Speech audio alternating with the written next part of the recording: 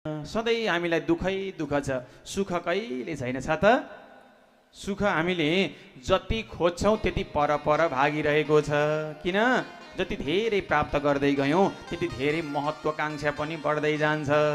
हिजो बाटोमा भिख माग्ने व्यक्ति थियो, भिकारी थियो, उसले कल्पना गर्यो भिख मागेर खानुभन्दा त दुई छाक मजाले घरै बसेर खान पुगे पनि हुन्थ्यो, कुनै काम धन्दा गर्न पाए नि हुन्थ्यो भन्ने विचार गर्यो।